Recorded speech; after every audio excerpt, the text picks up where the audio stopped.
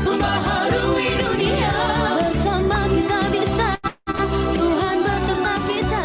Service excellence jadi anggota. Oke. Tes 1, 2, 3. Ya. Selamat siang kepada Bapak Ibu semua. Kami rasa sudah bisa kita mulai webinar kita kali ini. Perkenalkan Bapak Ibu, nama saya Santi Silitonga dari Prodi Arsitektur Unika Santo Thomas yang akan memandu acara webinar kita kali ini.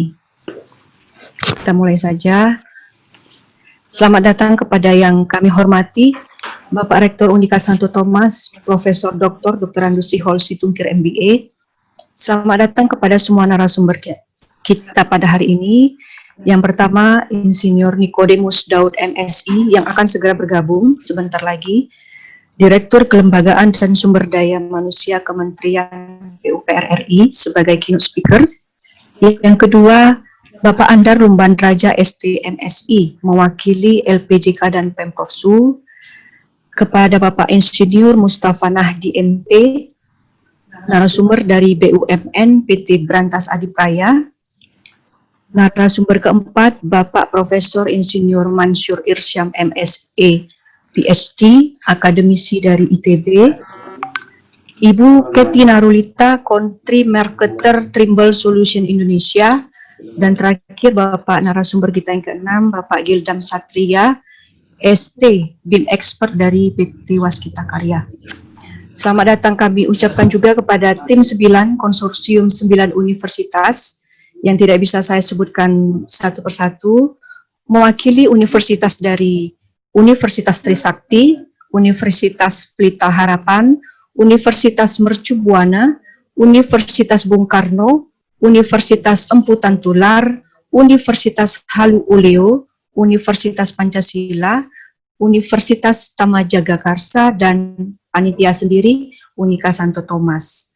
Selamat datang kepada seluruh peserta webinar Inovasi Adaptif Pengelolaan Proyek Konstruksi di Era New Normal yang telah hadir pada saat ini dan telah bersedia menunggu. Peserta kita dari berbagai institusi, baik dari pemerintahan, swasta, akademisi, konsultan, mahasiswa S1, pasca sarjana, dan berbagai institusi lainnya. Sekali lagi kami ucapkan selamat datang. Puji syukur kehadirat Tuhan Yang Maha Kuasa, di mana pada hari ini kita bisa melaksanakan webinar series 2 dengan tema Inovasi Adaptif Pengelolaan Proyek Konstruksi di Era New Normal.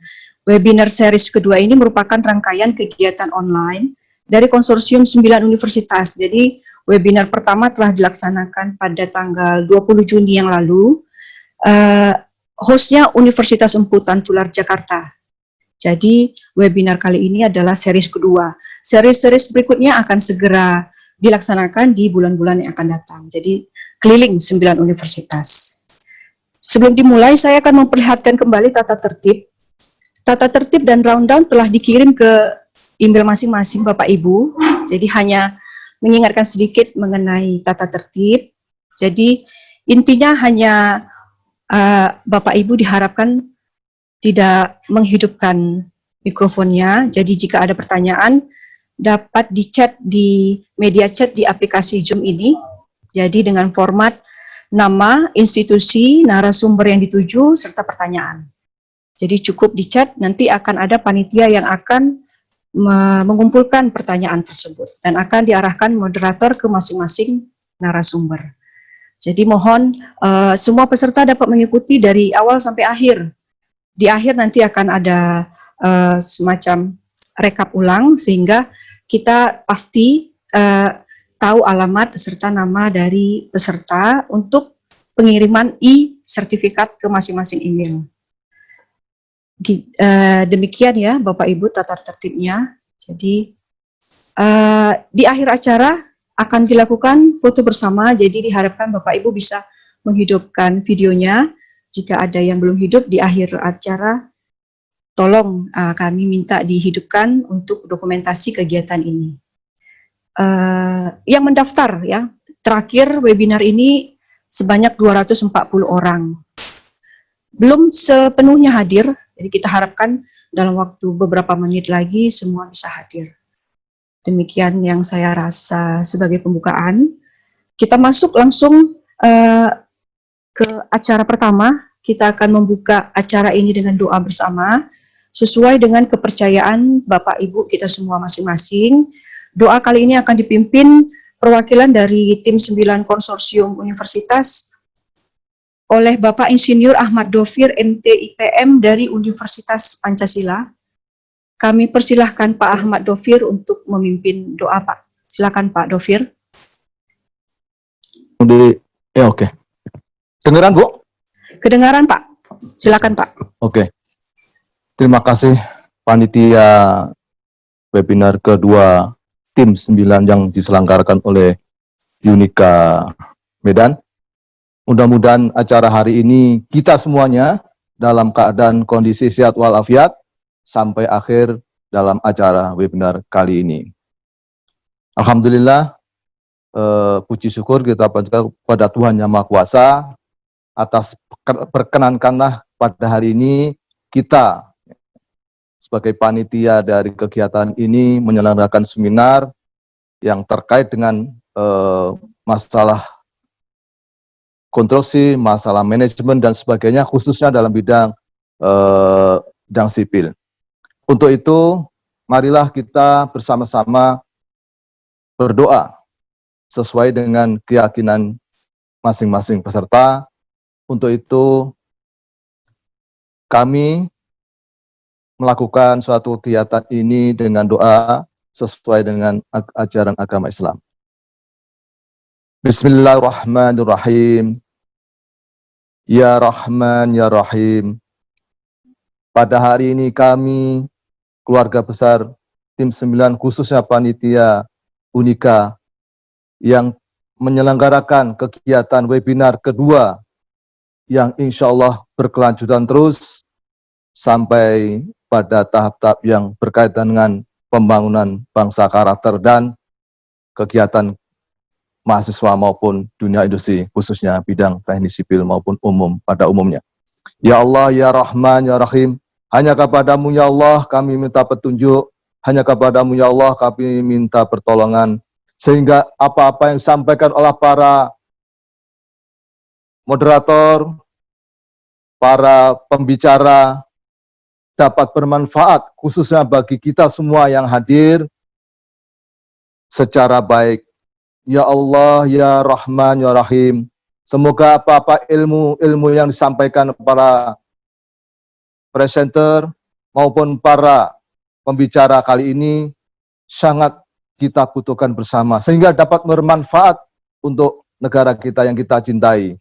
Mudah-mudahan kedepannya COVID yang kita jalani selama ini bisa lebih cepat hilang, dan kita tetap selalu dalam kondisi sehat walafiat, dan diberi karunia kekuatan untuk menjalani kehidupan ini.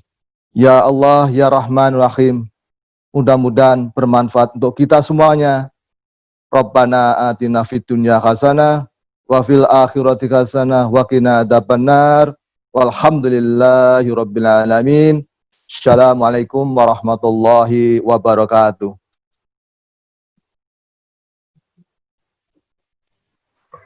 Terima kasih Pak Ahmad Dovir.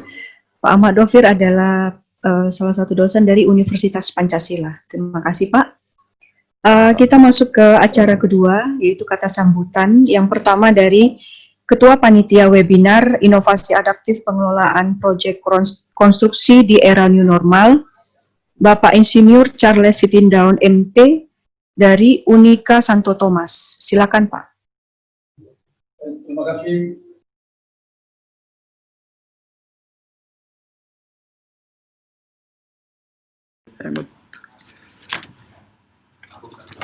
Terima kasih. Selamat siang dan selamat datang di room Zoom webinar kali ini yang diselenggarakan oleh tuan rumah Unika Santo Thomas yang mengambil tema adalah inovasi adaptif pengelolaan proyek konstruksi di era new normal. Salam sejahtera untuk kita semua dan selamat datang di Jum Webinar Unika Santo Thomas. Yang terhormat Bapak Rektor Universitas Katolik Santo Thomas, Prof. Sihol Situngkir. Yang terhormat Bapak Ibu narasumber, dan khususnya Bapak Keynote Speaker, yaitu Pak Nikodemus Daud dari Direktur Kelembagaan dan SDM Kementerian PUPR, Bapak Andar Lumbaraja dari Pemprovsu atau yang mewakili LPCKP, Insinyur Mustafa Nahdi dari PT Berantas Abipraya, Bapak Prof. Mansur Irsam dari ITB, Ibu Keti Nuralita dari Trimble Solution, dan Bapak Gildam Satria ST dari PT Waskita Karya, dan para bapak semua dari tim 9 universitas yang bergabung pada saat ini, dan para peserta webinar dan seluruh hadirin yang sudah masuk di Zoom hari ini juga. Perlu kami laporkan bahwa yang sudah mendaftar secara via form adalah 240 orang peserta. Itu terdiri dari peserta, dari akademisi, dosen, mahasiswa S1 dan S2 ataupun S3, dari perwakilan dari kontraktor, konsultan, asosiasi profesi, dan badan usaha, dan mewakili dari pemerintah. Ada itu pemerintah dari balai, lalu dari pemerintahan Provinsi Sumatera Utara, dan ada mungkin dari perwakilan kabupaten kota, yaitu yang berada di Provinsi Sumatera Utara. Demikian juga pesertanya daripada LPCKP, LPCK, Lembaga Pengembangan Jasa Konstruksi di wilayah Provinsi Sumatera Utara. Dan ada sebagian ini yang masuk di kita adalah Lembaga Pengembangan Jasa Konstruksi Nasional yang bergabung untuk kita sebagai peserta di dalam melaksanakan webinar ini. Mudah-mudahan nanti di seri berikutnya semakin bisa kita galakkan di dalam melaksanakan pertemuan-pertemuan virtual seperti yang kita harapkan hari ini juga. Semoga seluruhnya kegiatan ini kita harapkan berjalan dengan baik dan semua nanti para peserta dengan baik, walaupun ada dalam pertanyaan-pertanyaan bisa melalui chat yang sudah dibuat dari dalam aturan, semuanya mengikuti tata aturan yang sudah disarankan. Mudah-mudahan seluruh kegiatan ini akan berjalan lancar. Selamat mengikuti webinar yang diadakan pada saat ini adalah seri 2. Terima kasih. Terima kasih Pak Charles Sitindaun dari Unika Santo Thomas. Selanjutnya kata sambutan yang mewakili tim 9 konsorsium 9 universitas kepada Profesor Dr. Manlian Simanjuntak STMT Demin dari Universitas Pelita Harapan. Kepada Prof. Manlian, dipersilakan Pak. Baik, terima kasih saudari moderator, Bapak dan Ibu dan rekan-rekan yang kami hormati. Kita bersyukur kepada Tuhan pada hari ini boleh diselenggarakan webinar kedua yang diinisiasi oleh tim 9 universitas. Tadi sudah disampaikan oleh saudari moderator, sedikit saya ingin menekankan kembali, memperkenalkan kepada kita, ada dari Universitas Trisakti, tim 9 ini, Universitas Empu Tantular, Universitas Mercu Buana, Universitas Pancasila, Universitas Halu Oleo Kendari, Unika Santo Thomas Medan, Universitas Tama Jagakarsa, dan Universitas Bung Karno, serta kami dari Universitas Pelita Harapan. Salam dari kami tim 9. Kami bersyukur pada hari ini diselenggarakan webinar kedua, dan semangatnya adalah kita akan tetap melakukan webinar berikutnya, karena ini adalah semangat dari rekan-rekan dari tim 9 universitas yang akan menyampaikan berbagai ide, pemikiran, dan juga gagasan yang tentunya tidak berhenti hanya di webinar, tapi juga diharapkan kita bisa menindaklanjuti sebagai jejaring yang cair, akrab, dan terintegrasi satu dengan yang lain. Kedua, kami menyampaikan apresiasi, salam, dan terima kasih kepada Unika Santo Thomas Medan yang dipimpin oleh Bapak Charles, lengkap dengan tim dari Bapak Rektor, Bapak Dekan Fakultas Teknik, Bapak Olwan Sitohang, dan seluruh tim yang telah menyemarakan kegiatan webinar pada hari ini. Kami mengucapkan terima kasih untuk dukungannya. Kiranya Tuhan senantiasa menyertai seluruh pelayanan yang diberikan. Dan kami berharap ini juga menjadi keunikan. Setiap kali webinar, tim 9 pasti akan menyampaikan keunikan dari si penyelenggara. Untuk itu, kita mengharapkan adanya semangat dan juga hal-hal yang penting luaran dari Unika Santo Thomas dari hasil webinar kita pada hari ini. Yang ketiga, kami ingin menyampaikan bahwa tema pada hari ini itu memiliki kata kunci, yaitu urusan pengelolaan proyek konstruksi. Kemudian, bagaimana dampak pandemi COVID yang saat ini disebut sebagai menyambut era new normal. Sekarang belum new normal, kita baru mempersiapkan era new normal. Dan yang ketiga, hal tentang pandemi COVID dan era new normal itu lahirlah yang namanya inovasi. Jadi tiga hal penting inilah yang sekiranya kami dari tim 9 sudah mencermati. Bahkan teman-teman Unika Santo Thomas sudah mempersiapkan narasumber yang akan menyampaikan solusi terhadap kondisi pandemi COVID-19 dan menyambut era new normal yang sebentar akan kita saksikan bersama. Jadi pada akhirnya nanti tim 9 juga akan menyampaikan satu tanggapan sehubungan dengan materi yang disampaikan di awal hingga pada akhirnya. Pada akhirnya kami dari tim 9 membuka hati, pikiran, dan ruang untuk kita bisa bersama-sama sinergi untuk kegiatan berikutnya. Baik itu webinar, baik itu workshop, baik itu pelatihan, dan lain-lain. Yang pada akhirnya semua kita bisa sama-sama maju dan sama-sama berkarya bagi bangsa dan negara ini. Salam kami dari tim 9, bahwa kondisi pandemi COVID-19 bukan hambatan, tetapi kondisi pandemi 19 adalah peluang. Kiranya peluang yang ada pada saat ini memberikan ruang bagi kita untuk kita saling terhubung satu dengan yang lain, untuk saling mendorong dan maju bersama. Kiranya Tuhan yang Maha Esa senantiasa menyertai acara dari awal hingga akhirnya. Salam dari kami, tim 9 Universitas. Terima kasih banyak Prof. Manlian Simanjuntak dari Universitas Pelita Harapan. Selanjutnya, kata sambutan sekaligus membuka acara webinar kita hari ini dari Rektor Unika Santo Thomas, Profesor Dr. Andus Sihol Situngkir MPA. Dipersilahkan kepada Bapak Rektor. Baik, terima kasih kepada moderator. Wassalamualaikum warahmatullahi wabarakatuh. Salam sejahtera bagi kita semua.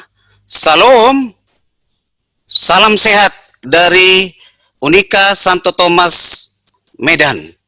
Kepada yang terhormat Gubernur Sumatera Utara atau yang mewakili, yang terhormat kepada keynote speaker Bapak Insinyur Nikodemus Daud MSc dari Kementerian PUPR Republik Indonesia, yaitu Direktur Kelembagaan dan Sumber Daya Manusia. Yang terhormat juga kami sampaikan kepada yang mewakili tim 9 konsorsium, 9 universitas, sobat saya, Profesor Dr. Manlian Simanjuntak, STMT, Min. Yang terhormat juga kepada Ketua Panitia Insinyur Charles Sitindaun dari Unika Santo Thomas, yang terhormat kepada Dekan Fakultas Teknik Universitas Santo Thomas, Bapak Olwan Sitohang, yang terhormat juga yang sudah mempersiapkan acara ini moderator, Insinyur Binsar Silitonga MT. Berikutnya Bapak Ibu sekalian, para narasumber yang dalam hal ini pembicara yang pertama Pak Andar Lumban Raja, pembicara ketiga dari BUMN PT Berantas Adi Praja, Insinyur Mustafa Nahdi, pembicara keempat akademisi dari ITB Profesor Insinyur Mansur Irsyam, dan juga pembicara kelima, keenam yang kami hormati. Bapak Ibu sekalian, kami cukup berbahagia sebagai tuan rumah. Saya sebagai rektor baru dari Unika Medan menyambut dengan senang dan mengapresiasi upaya-upaya kebersamaan dari tim 9 konsorsium 9 universitas atas semangat dan kebersamaan ini ingin berkontribusi secara produktif dan nyata dalam webinar series kedua yang dilaksanakan pada hari ini, yang tuan rumahnya dipercayakan kepada Fakultas Teknik Universitas Santo Tomas Medan. Oleh karena itu, saya sebagai rektor baru, I really support and I really appreciate whatever you are going to discuss today. Hopefully, everything that you discuss, you can contribute to all, especially the 9 universities, who get involved in this webinar seminar. Bapak Ibu sekalian yang terhormat, saya melihat bahwa dari tema yang dibawa oleh panitia ini dari tim 9 universitas, inovasi adaptif pengelolaan proyek konstruksi di era new normal. Tadi saudara saya dari Profesor Dr. Manlian Simanjuntak dari Universitas Pelita Harapan. Ini sobat saya ini dari Persatuan Guru Besar Republik Indonesia. Kami di Jakarta selama ini, tapi sejak saya dilantik 15 Juli yang lalu, saya di Medan, Anda di Jakarta. Mudah-mudahan ke depan melalui tim 9 ini, marilah kita saling bersinergi, baik sebagai anggota Perhimpunan Guru Besar Republik Indonesia dari Pergubi. Bapak Ibu sekalian, saya melihat bahwa tema ini tema yang sangat menantang. Di era menjelang new normal ini, kita dituntut tetap berinovasi, tetap melakukan kegiatan-kegiatan kita produktif. Tentunya ada hal-hal yang kita sesuaikan, adaptif terhadap kondisi masa COVID yang sedang kita alami sekarang ini. Dengan keadaan seperti ini, tidak menghambat kita untuk berkarya, untuk berkontribusi secara produktif untuk pengembangan ilmu dan juga berkontribusi untuk seluruh stakeholder kita, secara khusus juga untuk peningkatan kesejahteraan masyarakat kita. Bapak Ibu sekalian, topik ini tentunya teman-teman dari Fakultas Teknik lebih menguasai, tapi izinkan saya, di era sekarang kita harus melihat dari perspektif perilaku organisasi, organizational behavior. We should change and develop everything. The most characteristic what we are going to do is adaptable. Oleh karena itu saya setuju dengan satu kata dalam tema ini adalah adaptif. Oleh karena itu Bapak Ibu sekalian,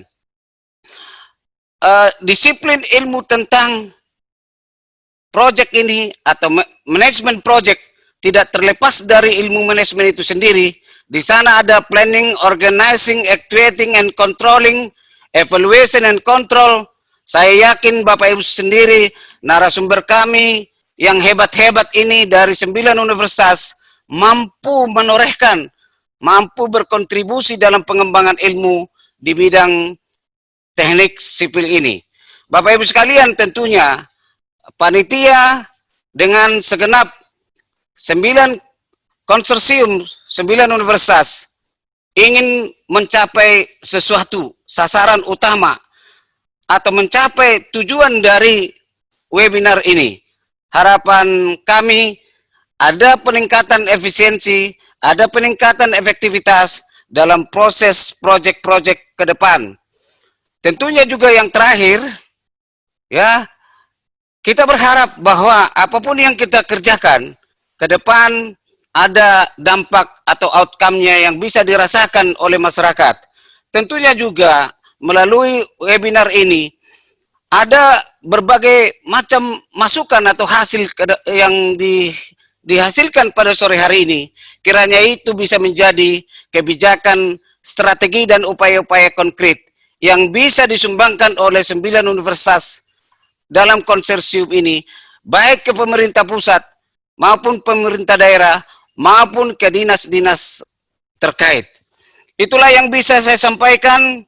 Saya mendukung dan mengucapkan terima kasih dan apresiasi saya kepada panitia, secara umum juga bapak-bapak narasumber, keynote speaker, dan juga Bapak Ibu sekalian yang tergabung dalam tim 9 konsorsium 9 universitas. Kiranya apa yang Bapak sumbangkan ini membawa kemajuan yang signifikan, berkontribusi produktif untuk kemajuan bangsa dan negara kita. Saya pikir itu yang bisa saya sampaikan. Assalamualaikum warahmatullahi wabarakatuh.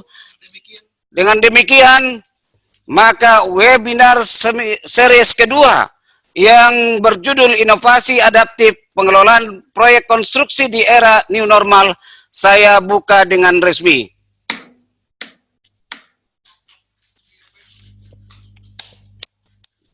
Ada ininya ya, klip-klipnya gini aja ya. Ada. Saya pikir itu. Ya. Demikian, selamat berdiskusi di webinar series kedua ini. Assalamualaikum warahmatullahi wabarakatuh. Salam sejahtera bagi kita semua. Salam sehat. Horas. Horas. Terima kasih Bapak Rektor atas kata sambutan dan sekaligus membuka webinar kita kali ini.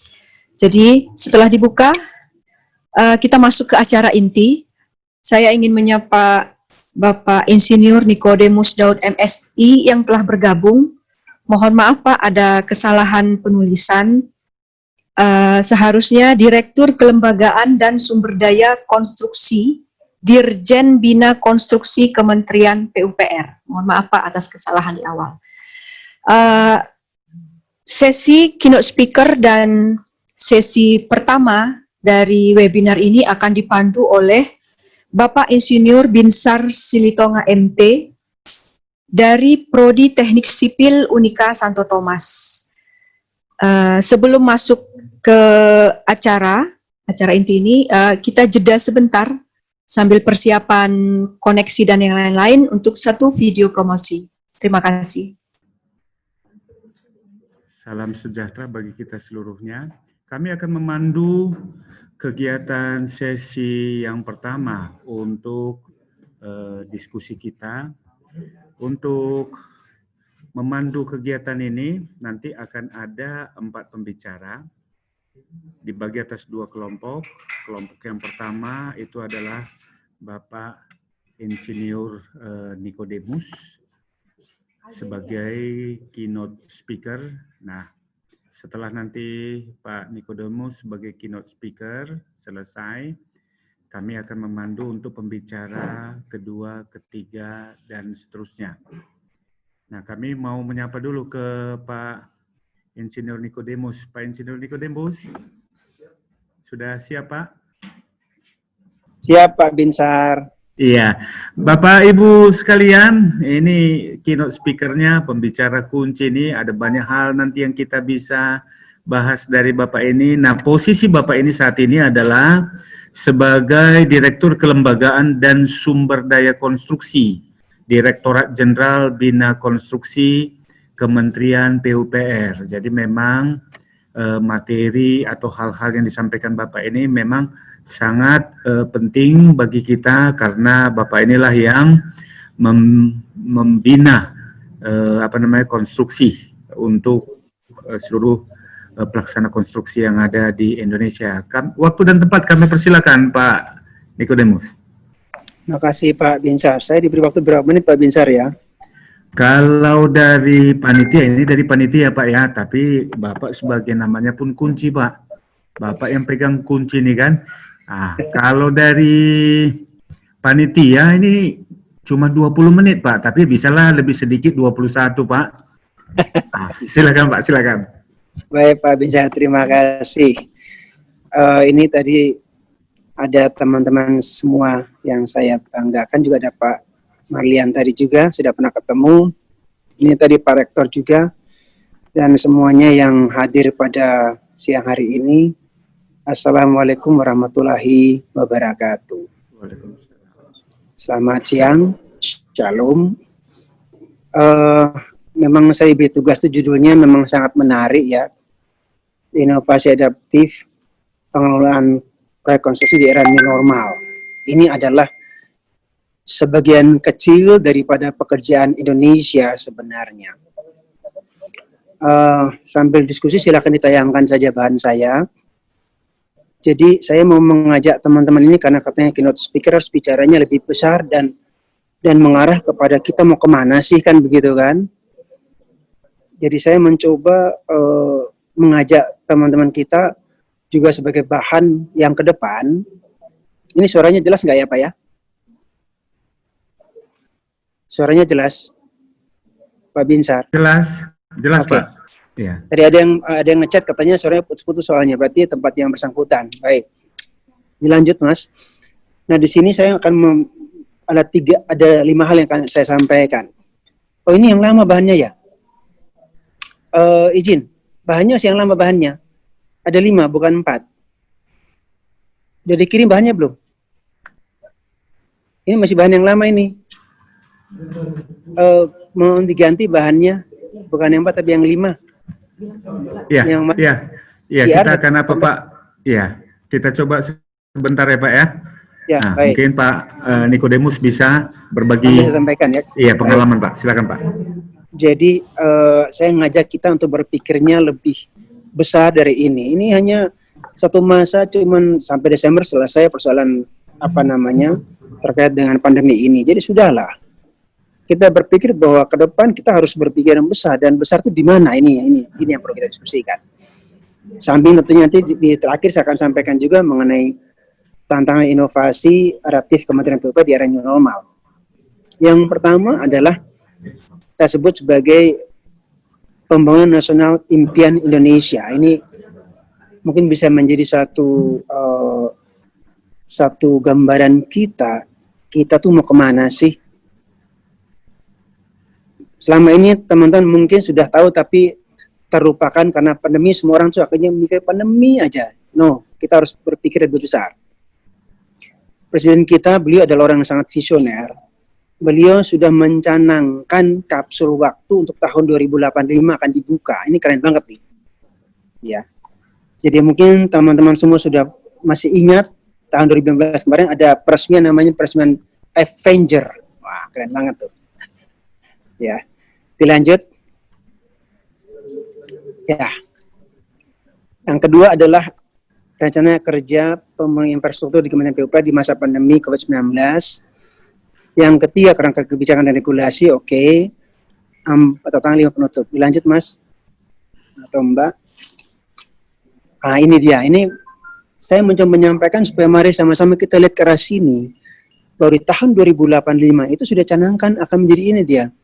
Terbangunnya infrastruktur yang merata di seluruh Indonesia. Ini dari 7 butir impian Indonesia 1585, yang kelima adalah infrastruktur. Sampai kita bicara mengenai megatrend dunia yang ada ke depan tuh individu harus spesialis. Kemudian juga ada pertalian antara air, pangan, energi, kekuatan juga tersebar, juga pola-pola demografis. Ini menarik sekali. Jadi saya mau sampaikan bahwa jangan kita terpaku di pandemi saja. Pandemi itu salah satu hal yang kita hadapi, ya biasa saja. Hadapi, waspada. Kalau protes, tapi mari kita pikir yang lebih besar. Lanjut lagi. Dari 2045 kita masuk pada 2045, Indonesia Emas.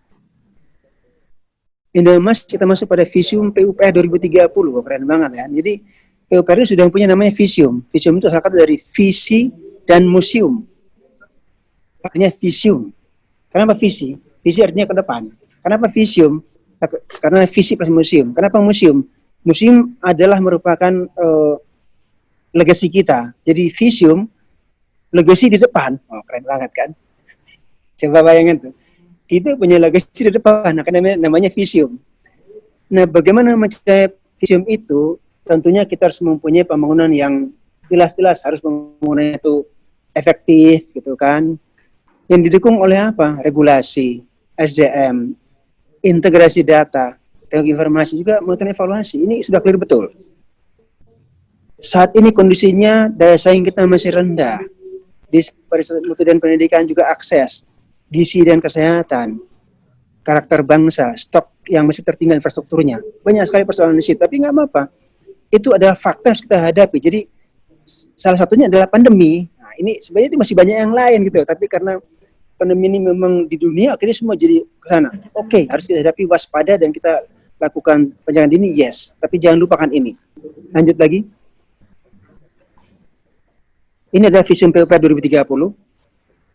Jadi tadi saya katakan dari Invent Indonesia Mas 2045, masuk pada 2030. Kita bicara smart living, bicara mengenai bendungan multifungsi 110 meter kubik per kapita per tahun, bicara mengenai jalan 90% mantap yang menggunakan material lokal dan teknologi recycle. Ini sudah ada semua, kita sudah punya jadwal, dan ini teman-teman semua, ini adalah bagian daripada kita merencanakan masa depan kita.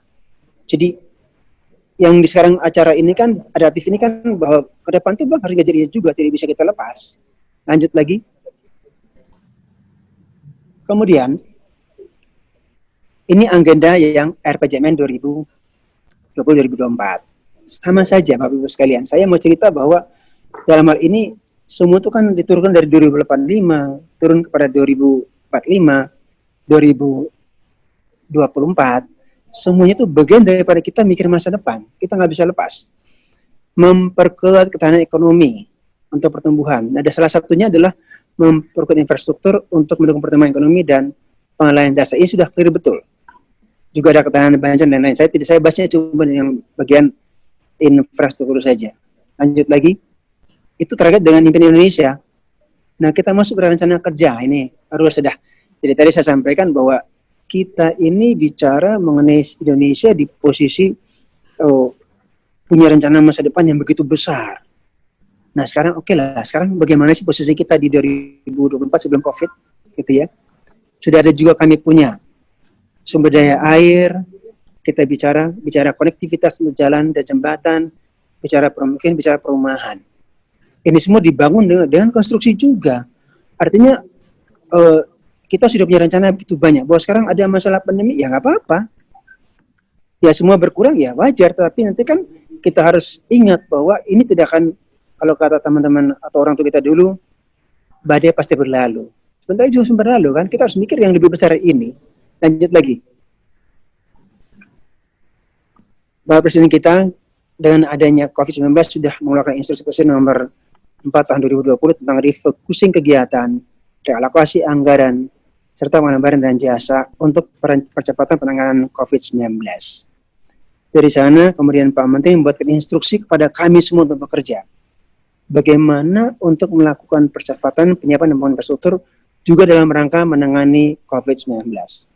Lanjut, yang kami lakukan adalah tadi ada pemotongan anggaran. Ya. Kita ngecek juga terhadap potensi keterlambatan akibat COVID. Proyek-proyek yang dapat dihentikan sementara, khususnya yang terletak di zona merah.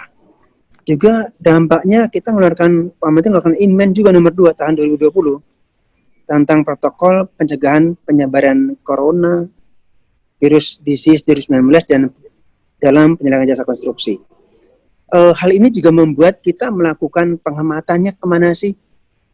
Pemotongan anggaran, kita hemat di dalam perjalanan dinas, juga paket meeting, yang potensi keterlambatan kita cek dalam paket-paket kontraktual, yang menghilang kita tunda, rekomposisi, mengubah paket single year kontrak menjadi multi year kontrak, juga ada optimalisasi kegiatan fisik yang bisa ditunda atau dihemat. Dampaknya juga jadi besar. Lanjut, kemudian lakukan pemotongan anggaran. Ya. Kami dipotong 44,5 triliun, cukup besar. Yes. Kalau Pak Menteri kan orang yang sangat, beliau kalau dibilang potong jangan dulu. Kembali ke depan dulu. ya. Dibilang potong saja. Sudah dipotong sudah yang oleh anggaran yang awalnya anggaran kami 120 triliun di UPR menjadi 95, sekarang menjadi 75,63. Lanjut ya yang tadi. Baik. Nah, namun demikian tetap bekerja di lapangan tidak berhenti Bapak Ibu sekalian. Ya. Karena yang disampaikan kita berkali-kali sampai Pak Presiden membuatkan komite untuk COVID dan Corona juga untuk berhenti bisa ekonomi berhenti, kita akan mati. Maka Uber tetap berjalan walaupun dengan berbagai macam skema. Contohnya begini. Nanti kita ada namanya skema padat karya. Tetapi khusus untuk yang COVID-19, PUPR membangun rumah sakit atau fasilitas penampungan di Pulau Galang. Sudah selesai, itu salah satu pembangunan yang di PUPR harusnya 2 minggu, tapi waktu itu karena terkendala oleh pengiriman bahan material sehingga terkendala sampai 1 bulan, tapi cepat. Karena sudah operasional. Juga operasionalisasi Wisma Atlet Kebayoran menjadi juga untuk rumah sakit darurat. Kemudian yang di Gajah Mada juga. Tentunya juga untuk kebutuhan internal dalam mengatasi pandemi COVID-19 di Kementerian PUPR. Nah, mitigasinya untuk ekonomi apa? Tadi program padat karya. Memang program padat karya ini berdampak pada mereka-mereka yang menggunakan alat berat, jadi agak juga terhenti ya. Memang itu bagian dari mitigasi yang sudah kita ikuti saja. Kemudian resin, produksi perhutani, karet, juga subsidi perumahan. Dan jangan lupa untuk 5 destinasi superprioritas tetap berjalan dengan protokol COVID-19 yang secara ketat. Juga food estate di Kalimantan Tengah, jalan tol, kami jalan terus. Ya, semuanya kita usahakan tetap menyerap tenaga kerja karena kita tahu bahwa banyak sekali orang di PHK pada saat ini. Sehingga PUPR berusaha untuk menyerap tenaga kerja sebanyak-banyaknya dalam program padat karya. Kerangka kebijakannya, regulasinya adalah, lanjut Mbak, Mas. Oke, 1, lanjut. Di sini Pak Presiden mengatakan bahwa kita harus memiliki, ke depan dulu Mbak, sebuah tatanan kehidupan baru atau new normal.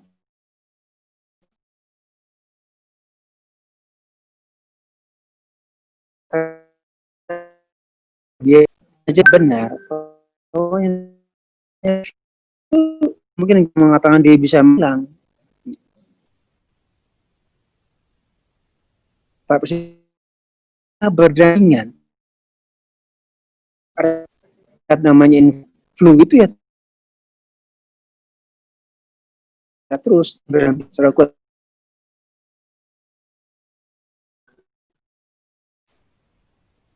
Yang sudah Mbak. Lanjut Mas, karena COVID-19, kemudian juga ada masa transisi new normal, dan tadi sampai oleh Pak Rektor, betul, kita berhasil pandemi berakhir, kita masuk pada posisi yang namanya betul-betul new normal. Ya. Jadi syaratnya itu adalah terbukti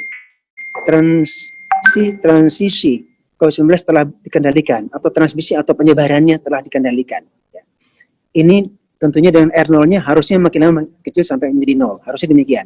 Kalau R0-nya lebih dari 1, artinya kita belum berhasil.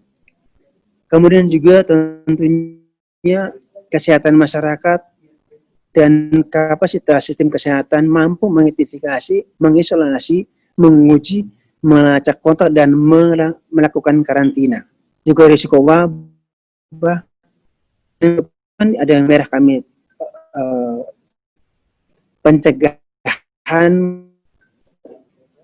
penyebaran di tempat kerja.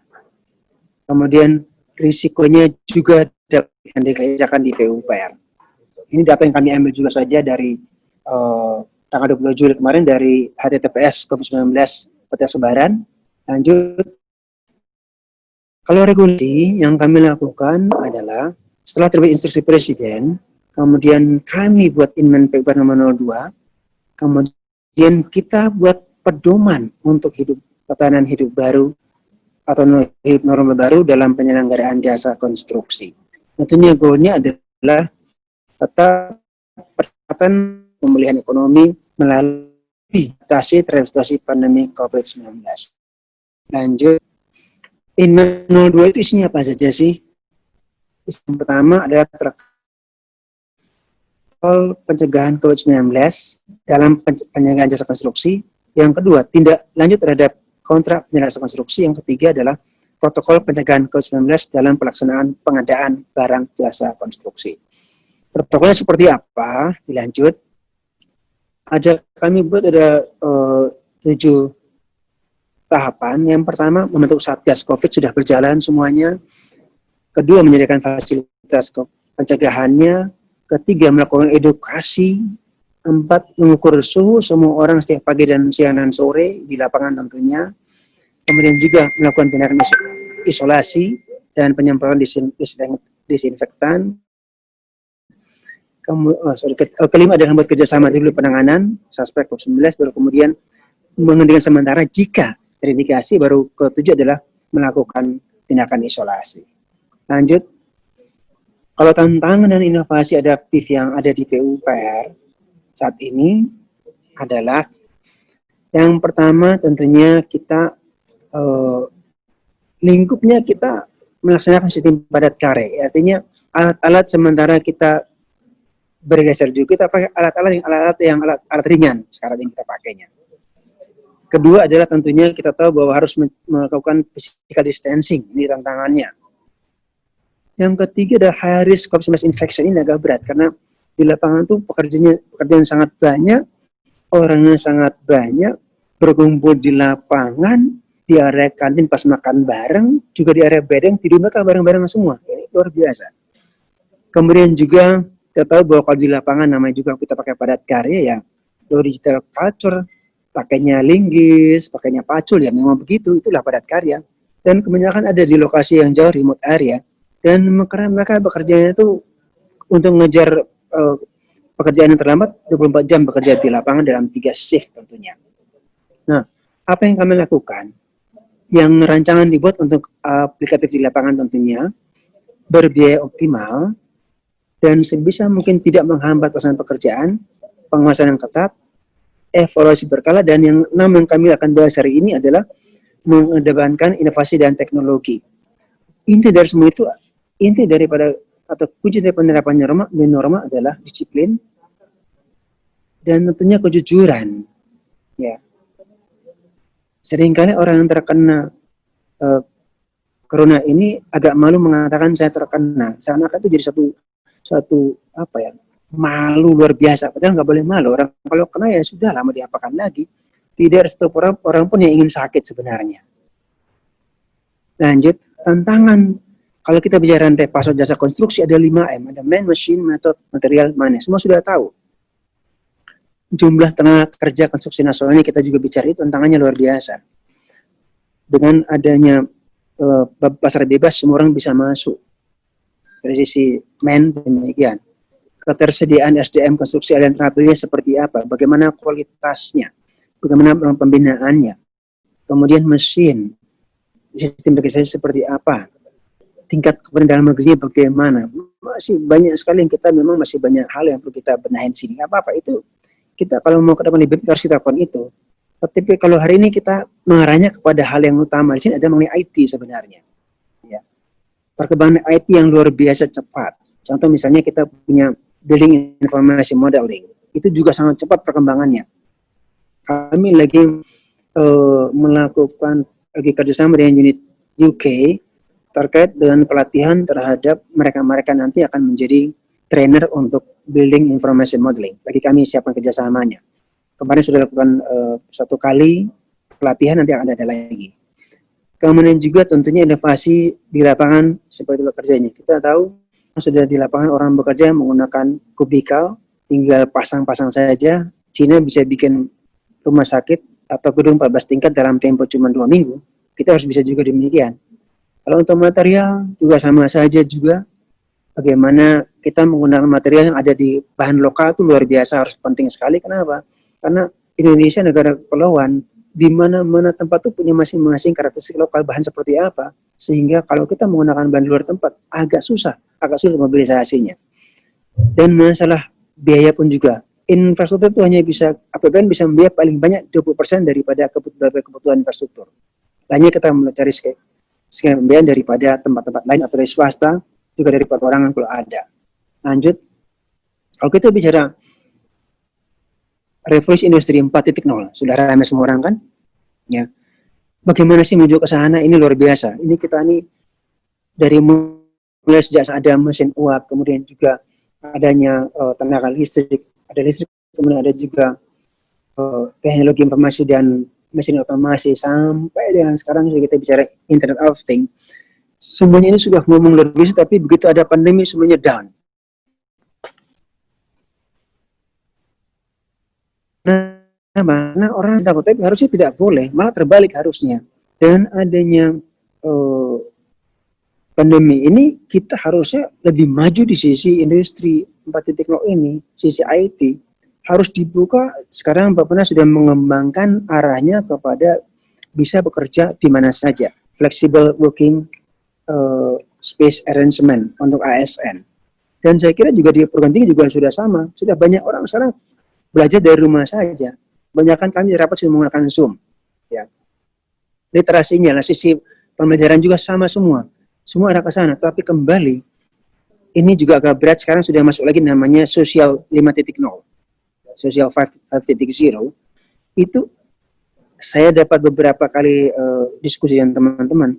Itu malah mereka itu sangat merasa kehilangan kontak dengan orang lain. Jadi mereka itu ada ketakutan untuk ketemu orang lain, untuk bersentuhan, luar biasa. Jadi saya tidak tahu, tapi saya melihat bahwa di sini adalah kalau 4.0 bicara internet, bicara kita saling berjuang, tapi kalau sosial 5.0 itu sudah betul-betul jauh dari orang lain. Ya, kalau kita bicara ke sana, Bapak Ibu sekalian, ini juga anak-anak sekarang akhirnya bicara jadi mager ya, malas gerak mereka. Harus bicaranya kita kalau bicara 4.0 artinya ya harusnya tidak mengurangi sosialisasi. Sekarang orang bicaranya dalam 4.0 itu mendekatkan yang jauh, menjauhkan yang dekat. Nah, tidak boleh juga. Harusnya bicara bahwa semuanya itu harus tetap berjalan seperti biasa. Di sini 4.0 bicara mengenai bagaimana kita menggunakan teknologi untuk bisa mempercepat semua proses, tetapi tidak meninggalkan proses sama sekali. Lanjut lagi. Membuat terobosan, ya. Saya ada hukumnya kami buat, SDM-nya juga. Pelatihan-pelatihan sudah menggunakan e-learning. Pendanaan kita punya namanya Direktorat Jenderal Pembiayaan Infrastruktur, khusus untuk bicara pembiayaan. Kepemimpinan kita mempunyai juga namanya tuh leadership, sudah punya kita juga di SDM juga. Nah, sekarang kita masih di bawah nih, penerapan hasil riset dan teknologi. Lanjut, untuk bicara konsepsinya, maka kita akan mulai dari kolaborasi construction service. Itu kita mulai industri seperti apa industrinya, kebutuhan seperti infrastrukturnya, bagaimana desainnya, lelangnya, konstruksinya, kita terus semua kita datakan semua lengkap. Dan tentunya kita harus ingat bahwa arah utamanya adalah mengembangkan penyelenggaraan jasa konstruksi yang melibatkan inovasi teknologi untuk peningkatan daya saing nasional. Ini kunci utama adalah meningkatkan daya saing nasional. Dan kalau bicara inovasi, maka harus lebih cepat, lebih murah, dan pertama ini lebih accessible, lebih mudah diakses, baru kita bicara lebih baik. Ya. Prinsip dasarnya adalah sekarang sudah berjalan menerapkan BIM di industri konstruksi, membangun big data. Salah satunya adalah rantai pasok konstruksi. Walaupun big data banyak sekali, tapi salah satunya rantai pasok konstruksi juga. Kita bicara big data mengenai apa? Mengenai mapping, pemetaan dari infrastruktur PUPR sudah ada. Bahkan dari Indonesia sudah membuat namanya kebijakan satu peta. Ada portal geospasial untuk dapatkan data. Itu silakan kalau nanti butuh data itu tinggal minta ke Pusdatinnya juga bisa. Pusdatin kami juga ada untuk itu. Data geospasial yang bisa memetakan infrastruktur PUPR di Indonesia seperti apa. Kelihatan betul misalnya jalan di mana saja, waduk bendungan di mana saja, itu namanya geoportal, sudah siap juga. Kemudian juga bagaimana menyiapkan juga untuk engineer dan tenaga kerja konstruksi yang siap bersaing di global. Tentunya bicara standar keempat. kemudian kesehatan, keselamatan, keamanan, dan keberlanjutan. Tentunya juga mendorong struktur usaha jasa konstruksi yang sehat dan berkeadilan. Roadmap Industri Konstruksi 4.0 lanjut adalah tahun 2017 kita bicara adopsi, 19 bicara digitalisasi, 2021 kita bicara kolaborasi, 2003 bicara integrasi, 2024 sudah menjadi industri konstruksi 4.0. Nah, ini sudah terlihat dengan jelas. Sekarang kita sudah masuk pada 2020 yang artinya setelah 2019 bicara mengenai perizinan, sudah bicara SSO, single OSS, online single submission, juga bicara single sign on. Kan? OSS itu online single submission yang ada di BKPM.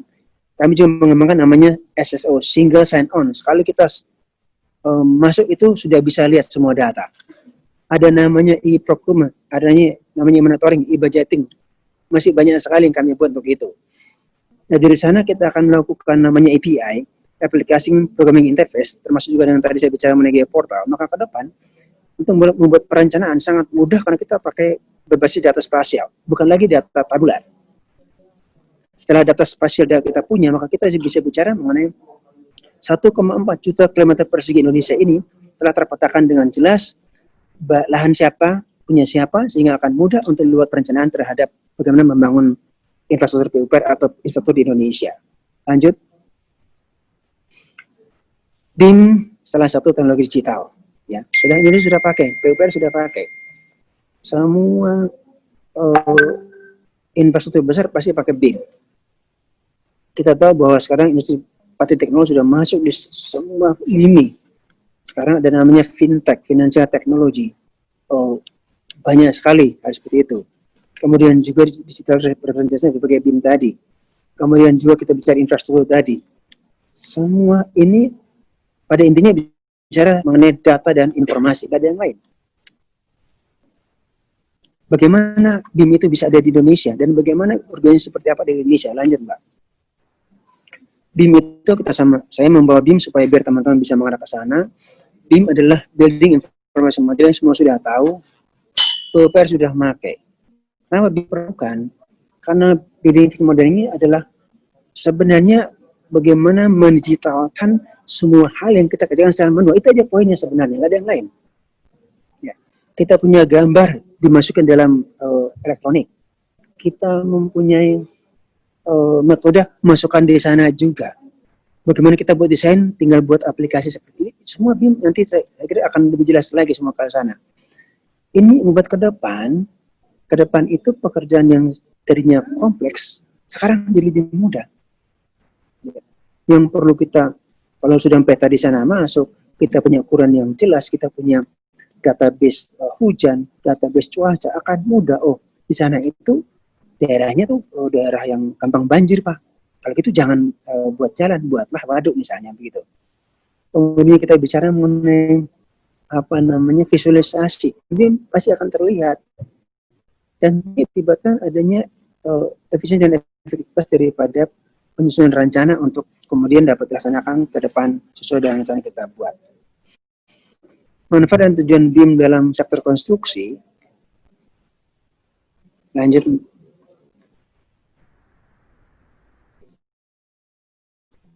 Kolaborasi,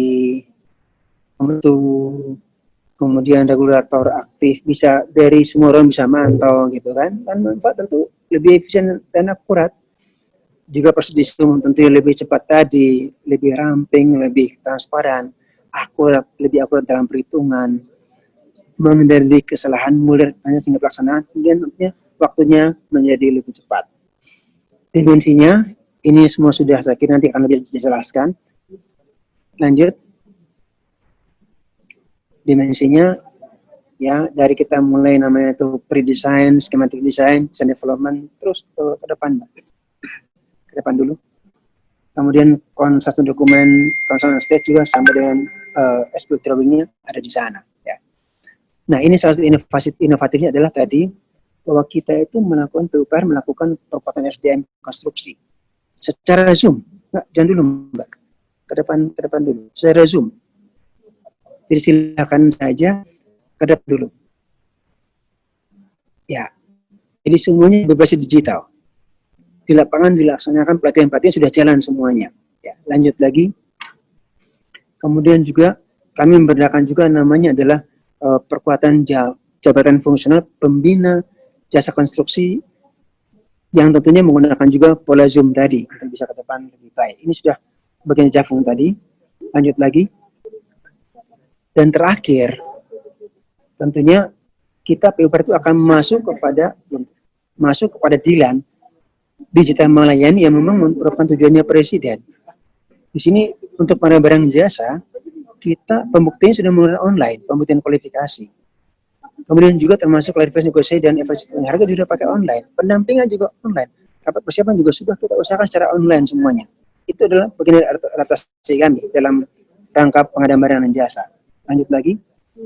Kalau kita bicara mengenai database, kita mengarah pada big data rantai pasok produksi, big data untuk infrastruktur PUPR, pakai geoportal tadi, big data untuk aplikasi material dan konstruksi. Lanjut lagi. Kemudian juga kita bicara sertifikasi pun kita menggunakan sistem full atau blended learning menggunakan sistem Zoom. Terakhir, lanjut di penutup. Saya akan sampaikan bahwa pandemi itu proses elemen bangsa, ya. Tapi itu adalah bagian yang kita harus hadapi. Mari bangkit bersama melewati COVID-19 dan tetap melanjutkan pembangunan infrastruktur Indonesia yang berdaya saing. Itu poinnya. Lanjut. Kita siapkan juga mengarah kepada match untuk kurikulum perguruan tinggi. Ya, produk kolaborasi, quadruple helix. Lanjut. Yang sama juga kita bicara pemerintah, akademisi, bisnis dan masyarakat. Lanjut. Yang terakhir, sekalian, saya sampaikan bahwa data ini kata Pak Presiden, data ini adalah jenis kekayaan baru. Ya. Jadi tadi sudah sesi yang kedua dari kita acara ini, saya kira dikumpulkan semua, Bapak Ibu sekalian. Saat ini data adalah new oil, bahkan lebih berharga dari minyak. Data yang valid menjadi salah satu kunci pembangunan. Demikian kata Pak Presiden kita. Dan saya kira demikian saya sampaikan. Bapak Binsar, terima kasih. Wassalamualaikum warahmatullahi wabarakatuh. Ya, terima kasih kepada Bapak Nikodemus atas paparannya. Bagaimana gambaran yang sekarang sedang terjadi di PUPR yang menjadi gambaran daripada pemerintah mempersiapkan di era new normal ini.